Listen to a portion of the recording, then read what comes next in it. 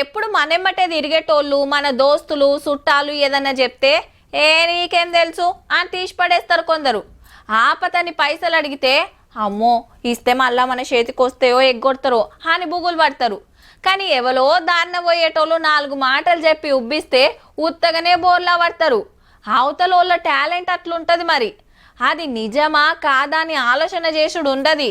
వాళ్ళకు వచ్చినాయట మాకు కూడా వస్తాయనే ఆశకు పోయి నిండా మునుగుతున్నారు. ఈ అన్న పైసలు ఇయ్యంగానే లెక్క పెట్టి జేబులో పెట్టుకున్నాడు. బాకీ కడుతున్నాడో షిట్టి పైసలో అనుకునేరు డబుల్ బెడ్రూమ్ల కోసం. రంగారెడ్డి జిల్లా కుర్మల్గూడెంలా గీ మోతేవరి సర్కార్ల నాకు పెద్ద పెద్దోళ్ళు తెలుసు. ఆఫీసర్లంతా మనోళ్ళు. పక్కా ఇల్లిప్పిస్తా, ఖర్చులో కొంత పైకం కట్టాలంటే కొందరు 6,000 చొప్పున కట్టిండ్రట. వాళ్ళని చూసి ఆశకు ఇంకొందరు ఇచ్చిండ్రు. గంత గుడ్డికి ఎట్లా నమ్మిండ్రు అంటారా?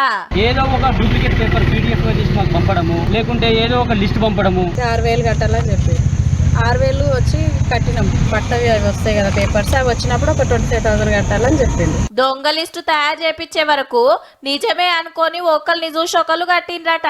రంగారెడ్డిలోనే కాదు మైబాద్ వికారాబాద్ జిల్లాలకెళ్ళి కూడా తెలిసినోళ్ళు చుట్టాలు ఇట్లా 100 మంది పైసలు ఇచ్చిండ్రట. సర్కారే ఇళ్ళ పేరు మీద పట్టాలు చేసినట్టు కాగితాలు కూడా పుట్టించి స్టాంపు ఆఫీసర్ల దొంగ సంతకాలు పెట్టిండంటే చూడుండ్రిగా. 3 ఏండ్ల సంధి నడుస్తుందట దందా. పైసలు ఇచ్చిన వాళ్ళు అడిగితే ఏదో చెప్పి మత్పరిస్తుండట. అందరు కూడి బజార్లకు గుంజి పంచాయతీ స్టేషన్ల కంప్లైంట్ ఇస్తే మీ పైసలు మీకు వాపస్ ఇస్తా అంటాండు. మనిషి ఉంటే మాకు తెలిసిన ఆయన చేస్తా అని చెప్పినాడు, చేయలేదు. ఏం పేరు ఆయన పేరు? ఆయన పేరు పరశురాములు అని టీఆర్ఎస్ పార్టీ ఉండే. ఎక్కడ ఏ ఏరియాలో? ఆయన గోల్వాకలో ఉండే.